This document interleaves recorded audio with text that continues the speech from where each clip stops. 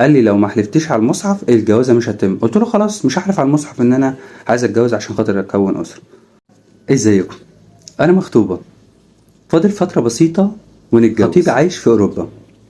في مكالمه من المكالمات واحنا بنتكلم مع بعض قبل الجواز لقيته بيقول لي تحلفي على المصحف ان انت عايزه تتجوزي عشان تكوني اسره، مش عشان في دماغك اي حاجه تانية. استغربت منه قوي من اللي هو بيقول ده. راح قلت له ليه يعني؟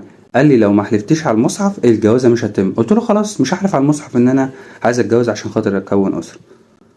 للعلم هو كان متجوز قبل كده وطلق، فمعرفش هو سألني ليه السؤال ده. فانا قلت ابعت لحضرتك ده على لينك الصراحه عشان خاطر اعرف من حضرتك هو المفروض ان انا كنت اعمل ايه، واكيد الناس اللي عندك ممكن تساعدني في حاجه زي دي. خليني افكر حضرتك الاول، لو حضرتك بتتفرج عليا من الفيسبوك ما تنساش تشارك الفيديو وتقول رايك. اما لو حضرتك بتتفرج عليا من اليوتيوب فما تنساش ان انت تشترك في القناه وتفعل زر الجرس عشان يوصلك كل جديد. مبدئيا كده نصلي على النبي صلى الله عليه وسلم. هو ممكن يكون هو بس عشان خاطر كان حصل معاه زي ما حضرتك بتقولي ان هو كان متجوز قبل كده وطلق، فممكن يكون ما عندوش الثقة.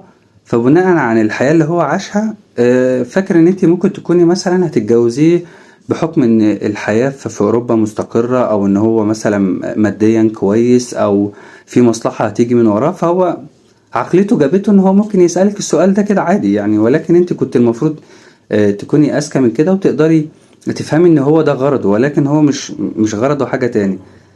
ده الشق التاني بقى ان ليه لا ممكن تكون انت فعلا عايزه مصلحه من وراه. يعني انا بكلمك بوجهه نظره هو. في الاول انا كنت بكلمك بوجهه نظرك انت، دلوقتي انا بكلمك بوجهه نظره هو.